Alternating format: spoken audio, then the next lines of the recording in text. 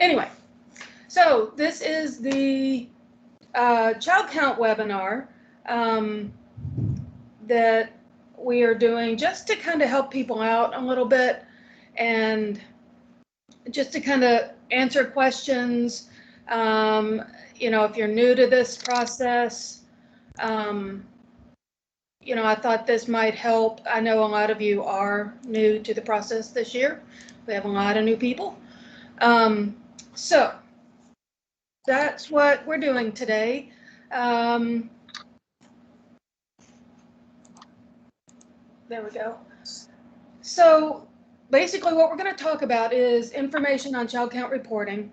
This is going to be informal. I want to get your questions answered. So if you have questions, you can do several things. You can, the best thing to do is to raise your hand. Excuse me. Raise your hand. If you look up here next to the leave button, there's this little guy with a hand on his head that looks a little weird, and you can click the raise hand button, and then somebody will call on you when we see it. The other thing you can do is type your question in the chat. I do need to let you know that this is being recorded, not that that's, you know, nothing you say or do will be held against you here. But I just want to let you know it is being recorded, so that you can watch this later, and it's also for others who couldn't make it today, because I realized it was sort of a late notice to let you know about it. So please feel free to ask questions. Okay, so I asked last year about this time, I was talking to some veteran directors about what they do for child count. And these are some answers that I got, some things that were suggested. And honestly, I can tell you what needs to be done in Infinite Campus, but the best thing to do to know the process is to talk to someone who's done it from the district side. So just letting you know that, because I have never done this from the district side, unfortunately, or fortunately, depending on how you look at it. Okay, so the first thing that people suggest is the spreadsheet and data. So the first column is spreadsheet and data. The second column is who is doing the presenting, and the third is what report you're looking at, or who's doing the data collection, and then the third one is what report to look at. The first thing is to track all students with IEPs in the district, and that seems so simple, but it's not necessarily that simple. Some districts, some smaller districts, just have a spreadsheet with all students who are active, so they just keep a running list of who is active. A lot of times that's the IC clerk or maybe the assistant director of special ed. And there are some reports that they create that can help with that. And ad hoc reports, there are some state published ad hocs. There are some reports that we're going to talk about later that tell you which students have unlocked IEPs. There are all kinds of ways to report that. A lot of districts I've also talked to have said that they have their schools be responsible. So they have like their caseload managers just keep a list of students who have IEPs, and just make sure, you know, at the end that they sign off that all kids are accounted for. And then sometimes in a larger district, it might be easier if you break it up like that. Some districts also keep a spreadsheet of master evaluation when master evaluations are due. So when reevals are due or whatever, that can be the school psych, it can be the speech language pathologists. People create ad hocs for that. There's the QA SPED detail report that provides information on that. Infinite Campus itself will give you like a red exclamation point that says, when you're in the student's special ed documents, that says that an evaluation is due. Some districts keep a spreadsheet of referrals. Same thing, could be the school psychologist, the speech path, ARC chairs. Again, we talked about the caseload managers. When you get closer to December 1, you want to track enrollments and transfers daily. And some of those are very difficult. Some of those, you know, if a student moves out or just quits coming to school a week before child count, and you don't really know if the student has moved somewhere or whatever, that's kind of difficult to do. And if that happens, just let me know later. When students come in, you want to make sure you get their documents in place if they're moving in from out of state in a timely manner. Okay. So that students don't get, so that students don't, aren't left off the report.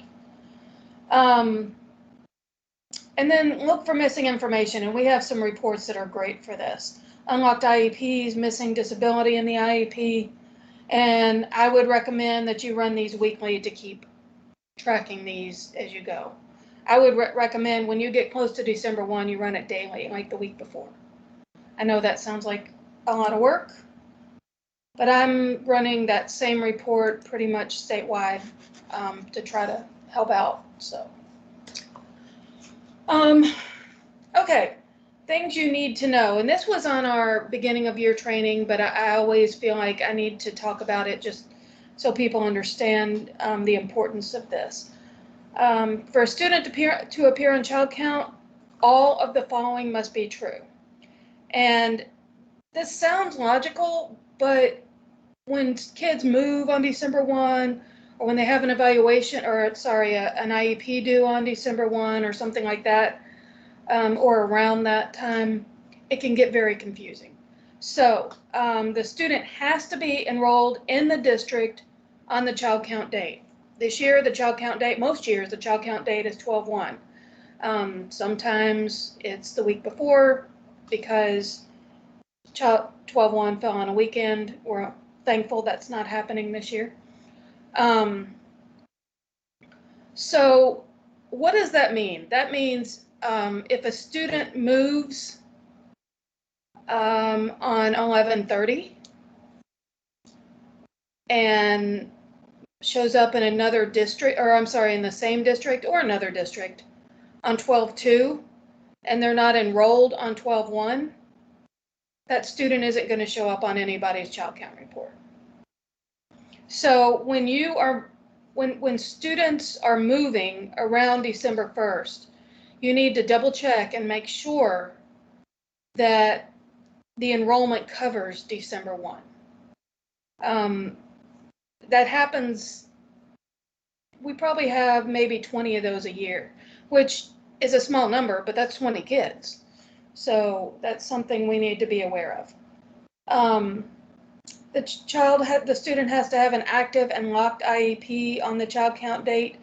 Now, all of these reports, when I say they have to be active and locked, that you have to have an active and locked IEP on the child count date. So let's say that the IEP was unlocked on December 1st for whatever reason. Maybe the student got a new IEP on December 1st or whatever. If you lock that IEP the next day on December 2nd, as long as the IEP spans December 1st, that's what we care about.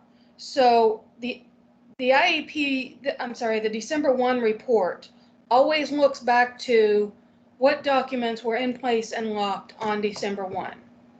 So we're going to pull the report actually later after December 1, but it's going to go back and look at December 1 to see what was in place. And the student has to have a complete and locked Kentucky evaluation eligibility determination document dated less than 3 years before the child count date. So those of you who have been doing this know that you have to have that eligibility determination in place and locked before the IEP can pull in the disability, because it pulls it in from that document. And so you have to make sure that's in place and locked. and then the IEP will pull it in. So you have to have all those documents in place.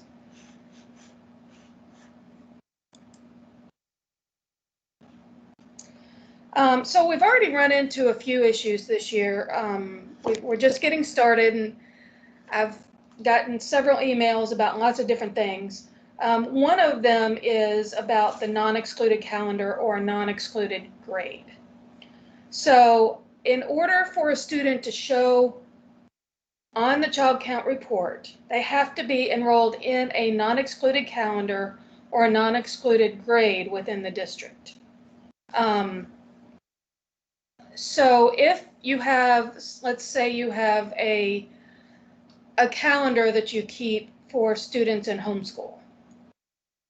If one of those students is receiving special education services, that student needs to be enrolled. If that homeschool calendar, so to speak, is an excluded calendar, you need to enroll that student in a non-excluded calendar. It's okay for the enrollment to say state exclude, if it's just the enrollment. But if the calendar is excluded or the grade is excluded, that student will not pull the child count. And that's caused some confusion, but we have no way of knowing which calendars are okay to pull and which ones aren't. And since we're pulling this data ourselves straight out of Infinite Campus, we are going to be honoring the excluded calendars, assuming you don't want those students to show up on your report.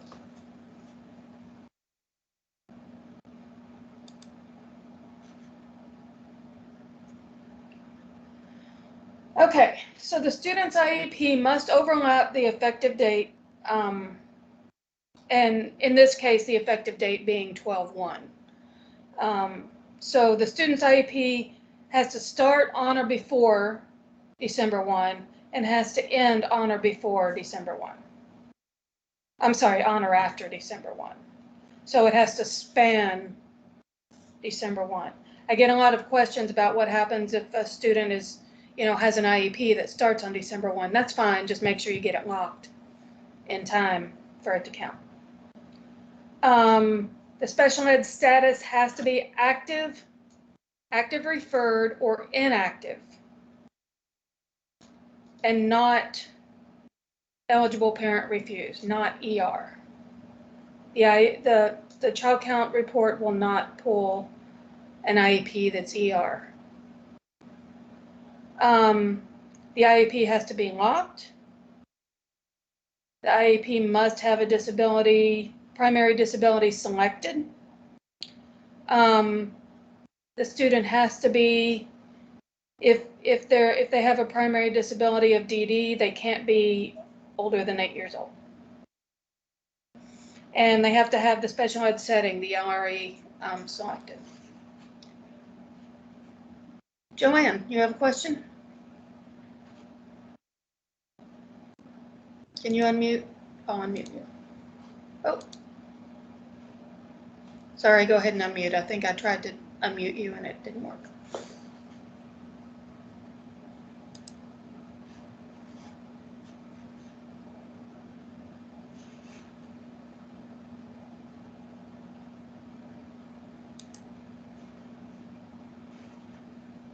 Are you speaking?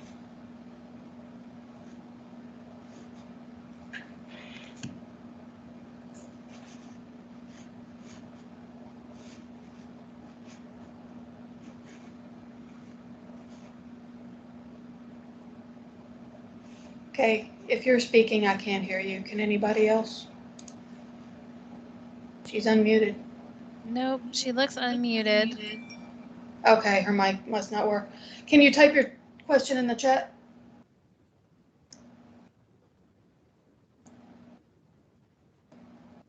In the meantime, I'll move on and come back to her question. Okay. The evaluation date has to be no more than three years minus 1 day prior to the child count date. The date of eligibility determination cannot be later than the child count date. We've seen that where people go in and do the evaluation after December 1 because the student moved in from out of state. Okay, so Joanne's question is about the inactive status. It actually, the only time that would ever happen is, and I don't think this is going to be an issue this year. In the past few years, if we ran child count, let's say 3 weeks after December 1, which isn't going to happen hopefully anymore ever again, but if we ran the child count report after December 1, so let's say we run it the first week of January, if the child had been released from special education, transferred to regular education, anytime between December 1 and when we run the report. Some districts go ahead and put inactive in the IEP at that time. But they were still active on December 1. So the report will pull that. Does that make sense?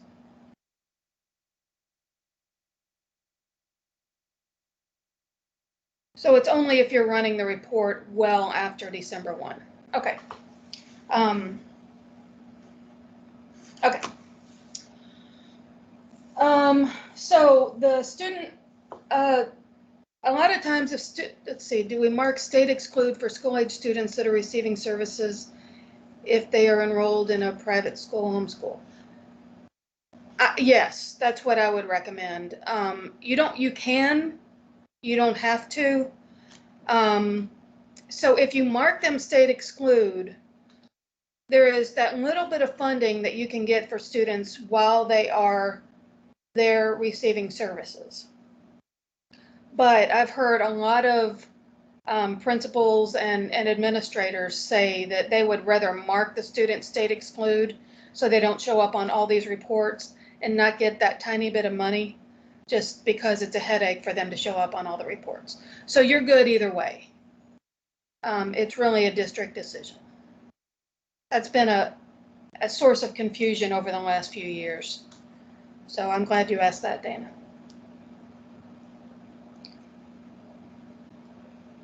Any other questions before I move on? But if they are state exclude, yes, if they're state exclude, they will come up on the count. It's if they are enrolled in a non-excluded calendar or a non-excluded grade that they won't count. So there's in the enrollment, there's that little state exclude checkbox. They'll show up on the count for that, on the child count for that. That's actually the purpose of that, so they'll still show up on child count, but not show up on any other report. I'm sure there might be another reason for it as well, but I like to think it's for us because we're important. Yes, so also that's a good point, Kim, thank you. That if a student is in private school or homeschool, you want to enroll them with an N enrollment type, which is for special education services only. So that's a good point. And this is something that the districts, it's coming up more since COVID, where districts may not have had a lot of private school or homeschool students, and now they do, and I'm getting a lot of questions about this. So those are good questions. Good deal.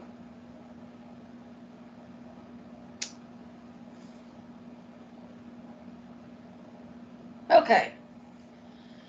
All right. So again, I'll show you the process for enrolling students who move in from out of state prior to December 1, but just be aware that if you don't determine Kentucky eligibility until after December 1, that can be a problem with the documentation. You still need to have a shell IEP, a temporary eligibility determination document that's dated before December 1 for the student to show up. Okay, so here's the out-of-state students. So when a student moves in from out of state just before the child count date, you're going to create, so basically you're going to have to bring that student in and you want to get them in the system as soon as possible, right? And you are still required to provide services for the student based on what is listed in their IEP currently. But then you are also going to have to determine eligibility in Kentucky. So you're going to create a Kentucky Evaluation Eligibility Determination document with the information received from the sending state. And that is going to be a type transferred. So when you have three choices for an eligibility determination document, you have initial, reeval, and transferred. You want to use transferred for that. So you're going to go ahead and create that document based on the information you have, put it in the eligibility determination document, just as much information as you need to get it to be recognized in the system, and lock it, which basically means you need the header, and then you need the eligibility determination information, and then lock it. You're going to create an IEP document based on the information received from the sending state. And I would recommend using the dates that come in. If you get that documentation, I would use the dates that come in on that paperwork. If not, best I can tell you is do the best you can. Again, you're going to use type transferred for the IEP. And you're going to lock those things and you're going to leave them there. You're not going to touch them. You're not going to unlock them for any reason or anything. You're just going to leave them where they are. Then you're going to need to create a new Kentucky evaluation document. You're going to use a brand new document for that. You're going to leave the old one alone. Create a new Kentucky evaluation eligibility determination document. That's going to have to be an initial, because if a student moves in from out of state, that is considered an initial evaluation, because it's the first time the student has been determined eligible and well, not the first time, but it is, it may or may not be the first time, but it is a new eligibility determination for Kentucky. And then the eligibility determination, so the old eligibility determination document is the one that's going to be recognized by child count. Amy, you have a question in the chat from Harvey. Oh, well. Yes, Harvey, and then Tina.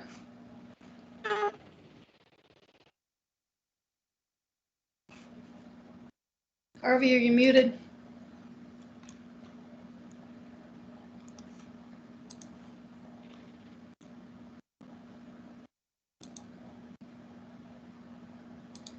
I can't unmute you. You're going to have to unmute yourself. There you go. Well.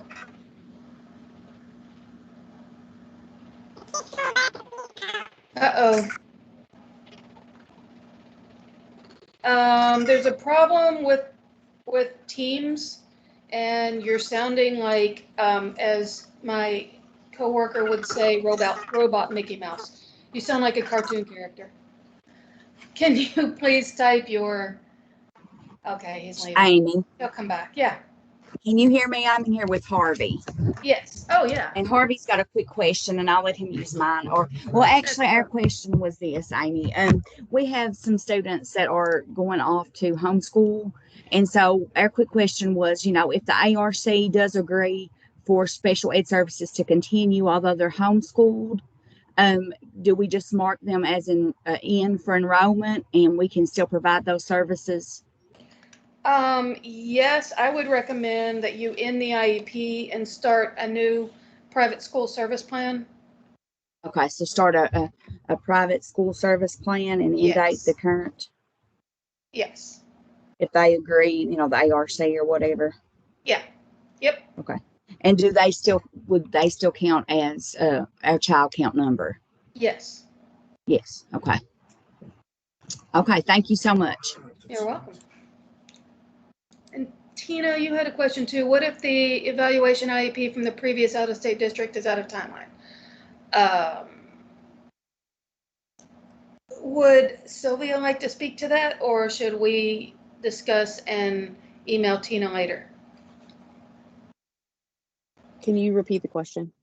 If a student moves in from out of state and the evaluation and IEP from the out-of-state district is out of timeline. I think in that case, call us and we'll walk you through it on a case-by-case basis. Yeah. If you guys haven't figured out, thank you, Sylvia. If you guys haven't figured out, the answer to most questions in special ed is it depends. And that's one of those. Thank you. And a lot of times, it happened a couple of times this year. Yeah, a lot of times I also get the parent comes in and says he has an IEP but can't produce the document or can't produce the evaluation or can only produce part of the document and you don't have dates or whatever.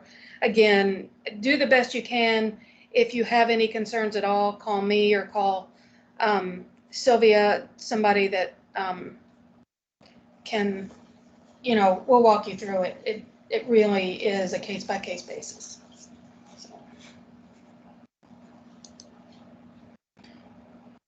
Okay, so then, yeah, so what I was saying is you need to leave this, the Kentucky eligibility, evaluation eligibility document and the IEP intact, and then start a new one when you're doing the evaluation, because the child count says you have to have that IEP and eval in place. I would also recommend uploading the IEP, like the PDF or whatever, but you have to have those IC electronic documents. Stephen says, mock IEPs for transfers must include the first, thank you, Stephen. That is very helpful. So Stephen says it has to have the first 3 sections of the IEP and the first section of the PLEP. And then you also have to complete transition. The Kentucky eligibility, you have to have the first 2 sections and the last section. So yes, that is all very true. Thank you, Stephen. That's helpful.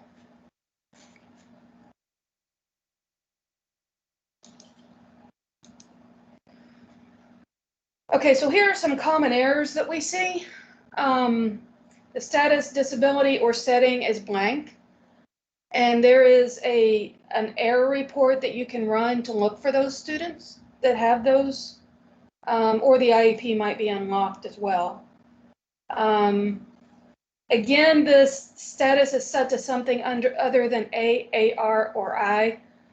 And again, this is less of an issue now than it used to be because we are pulling the IEP, pulling the child count right after December 1.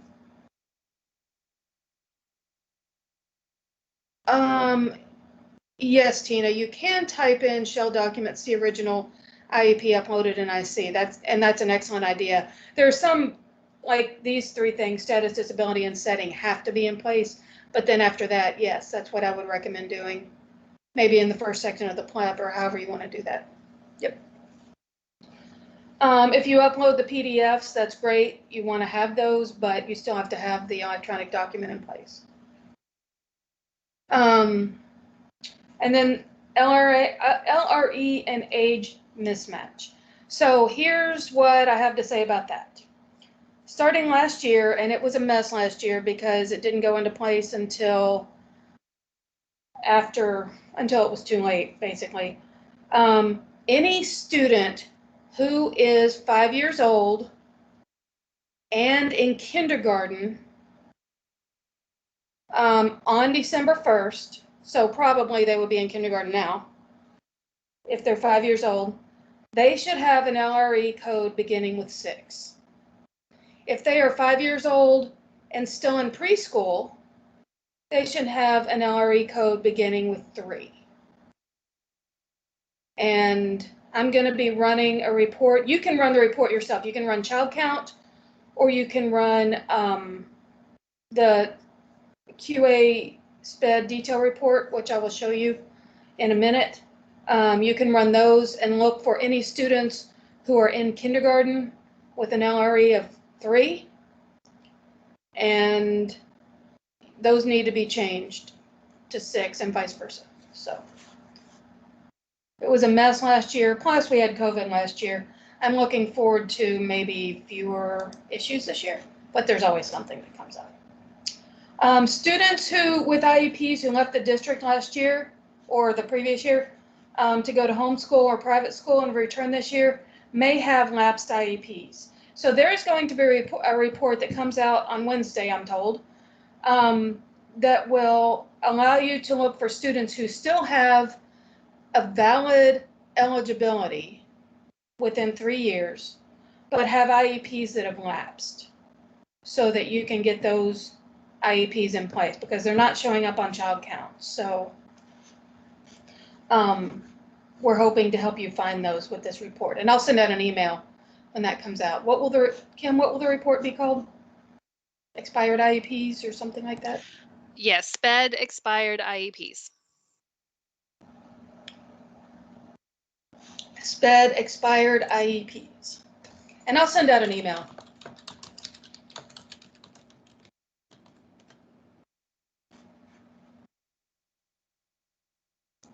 Okay. So this is my public service announcement that everything has to be accurate in Infinite Campus. I can't just go around adding information to reports. Okay, so child count cleanup, make sure all your students are ages 3 to 21. I think we actually have an error in place for that, because we end up with several 2-year-olds every year on child count, and we end up with a couple of 22-year-olds on child count. That may happen this year too. I don't know what's going to happen with that, but make sure the age and grade are appropriate, which means if you have a student who should be grade 97, they should be grade 97. If they are whatever age they're supposed to be grade 97. If you have a student who is 16 years old and listed as grade 95, 96, 97, that is not appropriate. If they're 16 years old, they should be listed as, you know, a junior in high school or whatever. They should be listed with the appropriate grade. So the grade and age should be an appropriate match. Preschool students should have LREs begin with 3. Students in grades K through 14 should have LREs that begin with 6.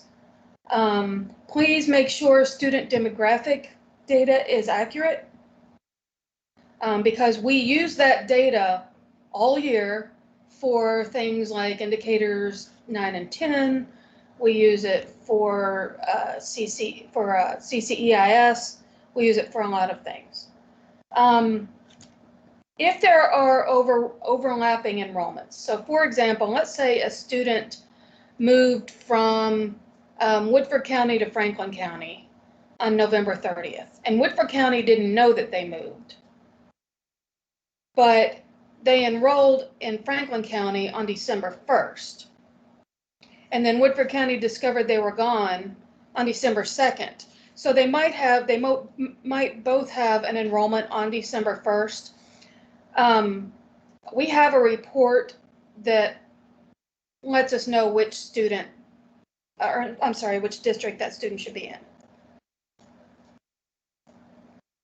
I'm reading Joanne's message here. Your previous slide said prior to uploading to the secured, oh, that's old. Really? Did it say that? Thank you, Joanne. No, we're still doing a survey, but the data has been verified. I apparently haven't updated this in a while. Thank you.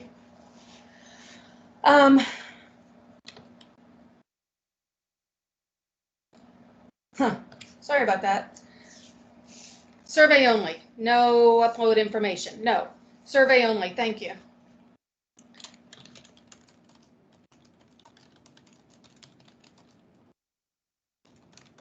Trying to make life easier for everyone. But when I reuse reports or presentations, that's the problem. Okay, so here are some reports that you want to know about in Infinite Campus. There's the QA SPED report, and the QA SPED report has 3 reports to it. It has the detail report, the error report, and the aggregate report. The aggregate report only gives counts. The detail report gives information about every individual student. It gives all kinds of information. And it tells the caseload manager, it tells IEP dates, it tells evaluation dates, it tells the student's age. It's got all kinds of information. The QA error report will tell you which students have IEPs that are unlocked, students who have IEPs that overlap, students who have IEPs that are missing information, and students that won't show up on the report. And then the December 1 federal submission validation report. That updates over the weekend, and that provides the official count. So we've started populating this recently. This report we run that over the weekend and populate it on Monday, and you can go in and see if we were to pull child count today, these are the students that would be on your report that we are submitting to the federal government. Now, we don't submit individual students, but you know what I mean. We just submit counts. So this is the official report, the official count that we use. So if you are running your report and you're running the federal submission validation report and you see mismatches, please let us know. Don't wait until November 28th and say, well, I thought it was going to resolve itself, but it hasn't, because by that time it might be too late. There might be things either that we need to do or that you need to do to fix this issue, and we want to make sure all your students are counted. So the SPED report has caseload managers, it has due date for the next evaluation. The only thing, I have to put in a disclaimer here. When we were building this report, we did not take into account students who are DD and turning 9. So I do have to put in that disclaimer. But for every other student, it'll tell you the due date for the next evaluation. There's a column to flag evaluations of type transferred. So you can go in and say, okay, so these kids transferred in. I need to make sure we're working toward getting their evaluation done. It has IEP begin and end dates. It's got a wealth of information. It tells which students are eligible for alternate assessment. It's got all kinds of stuff. So here's the child count process. We started populating this federal submission validation report in February. This is the exact copy of KDE's data. We recommend that you run your December 1 count extract weekly and compare it to ours. I realize it may not be accurate at this point, and that's fine. Last year I emailed you like constantly telling you to double check that. Right now what I'm saying is when you think you're ready, double check it. So again, all these things have to be true. IEP that spans December 1, eligibility document in place, current enrollment in a non-excluded calendar. Okay, so these are reports that you want to run. I think I've kind of talked about those. Yes, Kim? Just wanted to quickly mention, I understand that the federal submission validation report might not match your idea's December 1 count extract yet, but if you see something that you think should be showing now and it's not, please tell Amy right now to give us time to fix it before December 1. True story. Thank you. Okay, so here's what I recommend. Run December 1 count. You can run that anytime. It's going to update as you update documents. Federal submission validation report only updates over the weekend, will only be accurate on Monday. QA SPED report, when you think you need them. Caseload summary, when you think you need them. You want to check enrollments. around December 1st and make sure everything's up to date there. So these are the main reports. They should have, on December 1 or near December 1, they should have the same data except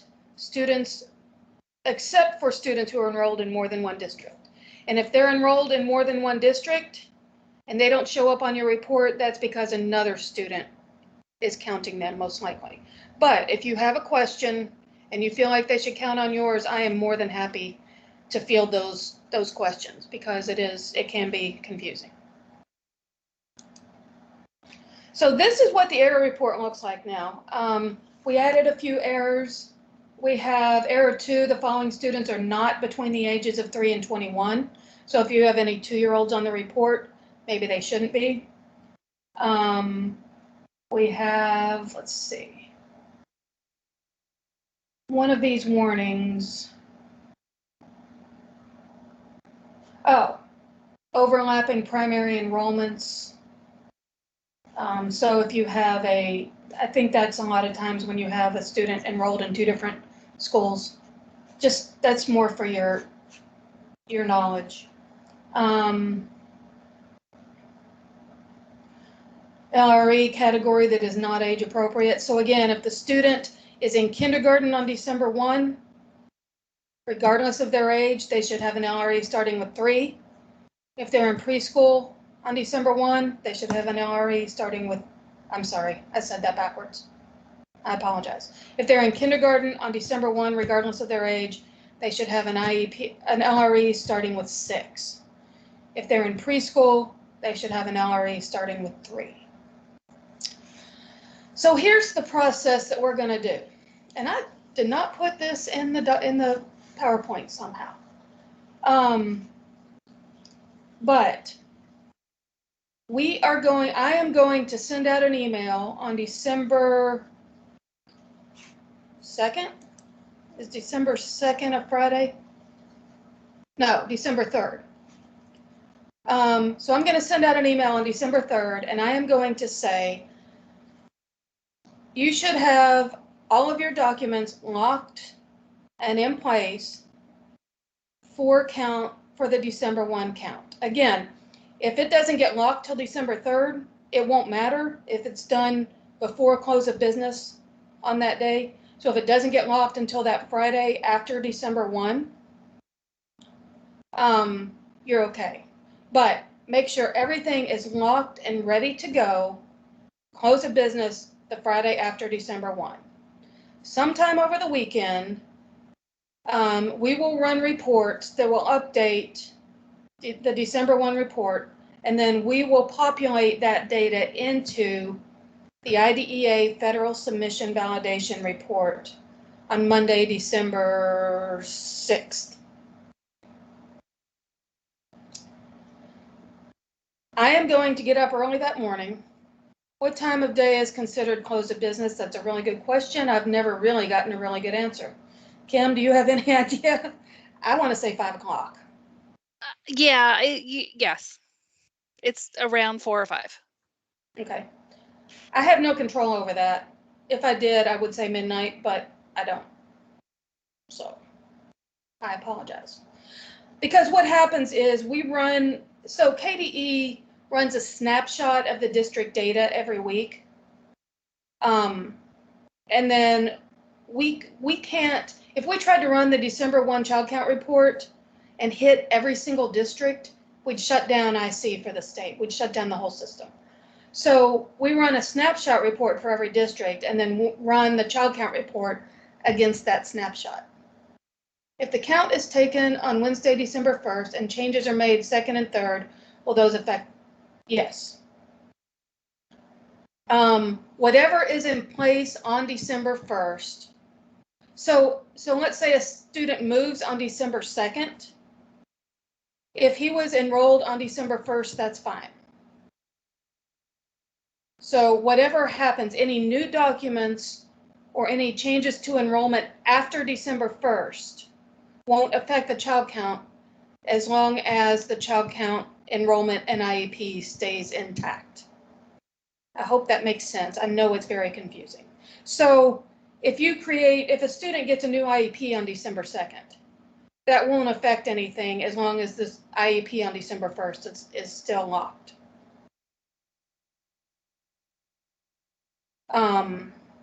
If a student has an enrollment up through December 1 and then moves on December 2, that student will still be on the report as long as everything's in place because he still has the enrollment on December 1. So it looks back in time to December 1. So what I would recommend locking everything up by 4 p.m. on Friday if possible. 5 at the latest, I would think. Make sure everything is set. And if there's any way you can keep your people out of Infinite Campus over the weekend, I would do that. Monday morning, sometime around 5 a.m., I would say they're going to run the child count report. I will get up about 6 or 7 a.m. that morning and start running the IDEA December 1 count for every single district. I don't like doing that, and I'm hoping someday I won't have to, but that's what I'm going to do this year just to make sure everything matches. I would recommend you do the same on Monday morning.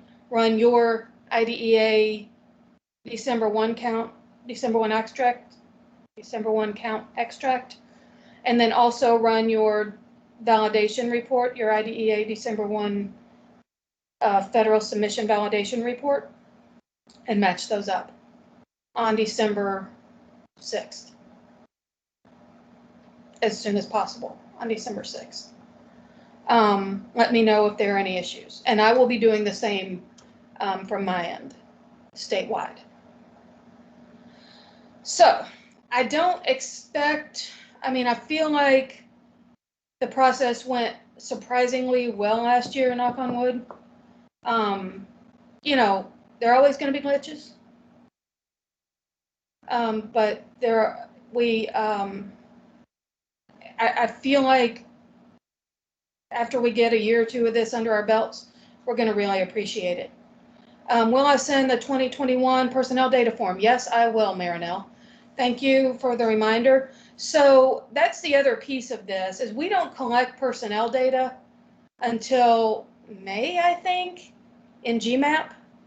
But I will send out a spreadsheet where you can, because the personnel data that we collect is as of December 1.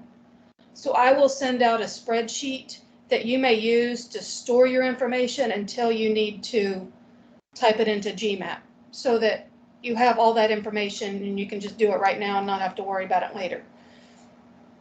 Not have to go back and try to remember what you did on December 1st or who was here or whatever. So, are there any additional questions? So, I would say complete all documentation by 4 p.m. Is that Eastern time or does it matter, Kim? On December. I'm thinking it's Eastern because we're pulling it then. Okay. Lock everything. Run, what's it called? IDEA December 1 federal submission validation report early morning on Monday, December 6th. If you have questions, if you have students not appearing, if you have whatever, please, please, please let me know. My life is yours pretty much for the next month, because I know there are going to be questions and I'm prepared to help answer them. So I will also be at the CEC conference, which I am very, very, very excited about, to be able to see people in person again. So I'll be there. So if you guys want to grab me there, feel free. And Hey, Amy. yeah. One of the things that we've run into that I would remind everybody of is when students move around December 1 and their school doesn't request records until, say, December 2nd. What happens a lot of times with us is our attendance clerks will backdate Yep. those to the last day that they were there. So sometimes we think they should be there on December 1, but they've unenrolled them on November 29th. So that's another issue that you got to be aware of and pay attention to. Yeah, that's an annual thing, and honestly, your hands are kind of tied in that situation. We can usually tell if a student actually moved somewhere else in state, we can tell where the student should be enrolled. If they move out of state or if they drop out, we're kind of, it's tough. So we have to go back and figure out those things on a case-by-case basis.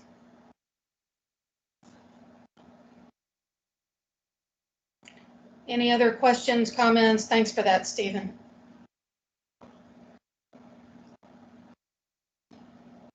As we get closer, I might set up some like office hours or something so that I'll be available during that time and you guys can get a hold of me. But emails and SSIDs are the best way for me to get you answers. So.